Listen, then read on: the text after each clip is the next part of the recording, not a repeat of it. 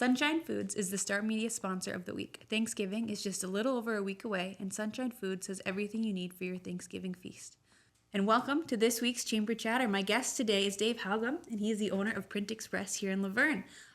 We'll get back to Dave here in a second, but the Sheriff of Rock County is having their sock and underwear drive yet, so that is from now till November 26th, and they are collecting new, unused socks and underwear at a bunch of locations. To see that complete list, you can go onto our Chamber Chatter site on our website and see all those locations where you can drop them off. The Palace Theater is having one more weekend, and you have one more chance to see the Little Shop of Horrors. So from the 20th to the 23rd, you can stop in and see this Green Earth Players play. It's $14 for adults and $7 for students. Thursday through Saturday, it's at 7 p.m., and Sunday, it's at 2 p.m. Also, we have a ribbon cutting this Saturday, November 22nd, at 10:30 at Functional Nutrition, and then another ribbon cutting at 2 p.m. this Saturday, November 22nd at the Nexus Vault. Both of those are located here on Main Street. So if you're around or have time, stop in. It should be a fun day. You can also adopt a Christmas tree at the Veterans Home. So call 507-283-6201 to reserve your spot. The trees are provided. The decorations are not. They're looking for, any idea. If you are a creative person and want to get out, sponsor a tree. You can start decorating on the 24th, and it needs to be done by the 30th. Bingo at Take 16 will also be this 26th, and it's $30 cash to play. You need to be 18 or older in order to play. And then we also have some exciting Christmas stuff coming up. I know it's crazy to think that. No kidding. We just got over Halloween, and Thanksgiving isn't here yet, but we're getting up to Christmas. So we have Stroll the Night and Light the Night. Light the Night's what we've done every year for many, many years. But this year we're doing something different called Stroll the Night beforehand.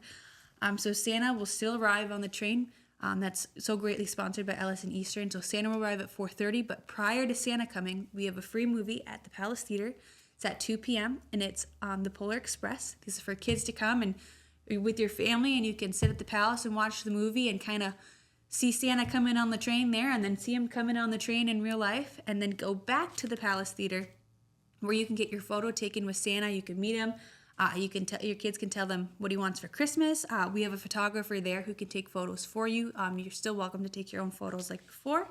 And then we also have something new this year called Stroll the Night. So that's from 4 to 8 p.m. on Main Street on November 30th. And this will have holiday shopping. We have many, many businesses on Main Street open. The complete list is also on our website. We'll have the Songbird Carolers at 4 o'clock at the Plaza. We'll have the Jangles performing at Take 16.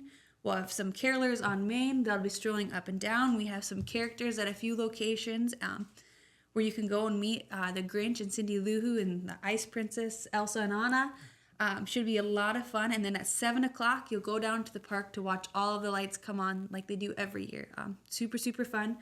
We are not doing the fireworks this year. Instead, we're doing something more interactive, which is the Stroll the Night. So we're hoping to get more people moving around this year. And so that is what I have for that. And that moves us into Winterfest December 5th through 7th. I'll do more details on that next week. But now why Dave is here. Dave is a veteran, and I'm going to ask him a bunch of questions. This is our segment of asking local veterans. It's November. It was Veterans Day last week. We're just really grateful for the veterans we have in our community. And so without further ado, Dave, when did you join and what branch? Gosh, this is a long time ago. 1984, Army National Guard. And I joined the unit right here in town. Oh, nice. Yeah. I was living in Adrian, and one of the full-timers was my neighbor. So he gave his sales pitch, and off I went. And that was that. That was it, yeah. Of course, he threw a bunch of brochures at me. Oh, yeah. Hey, look, you could travel, you could do all these things. But no, great decision, and so it was fun to be right here in town. Awesome.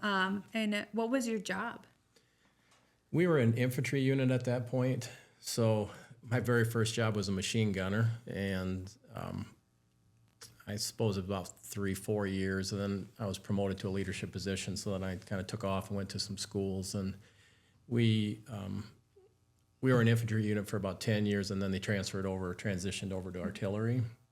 But in that 10 years, I had gone off to the military academy, came back a fresh butter bar, they called us. You automatically didn't know anything until you proved yourself. But so I've I've had a great career, done a lot of different things, and I don't regret it at all.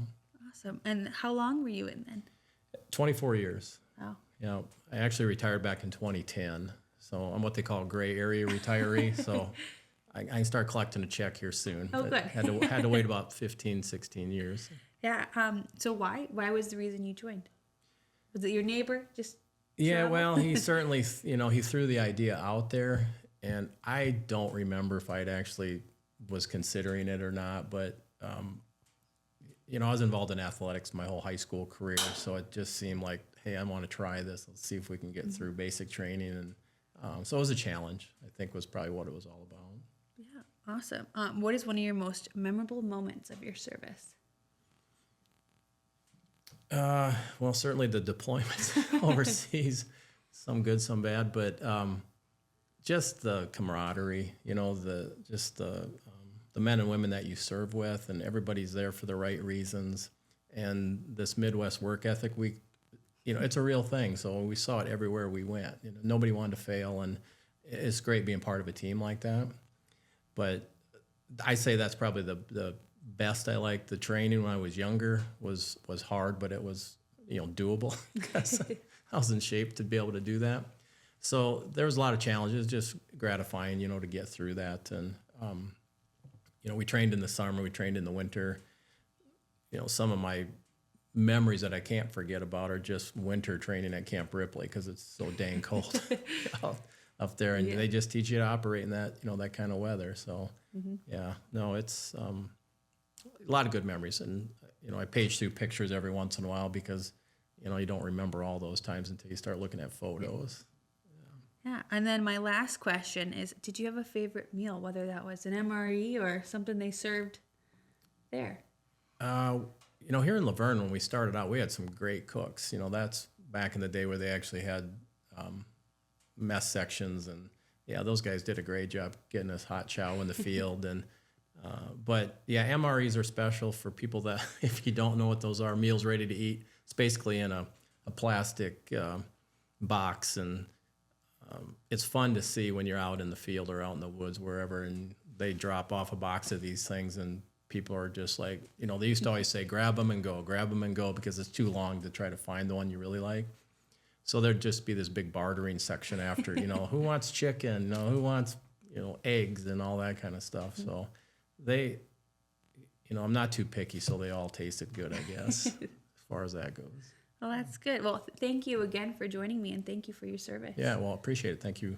Yeah. And that's all I have for the Chamber Chatter this week. See you next week.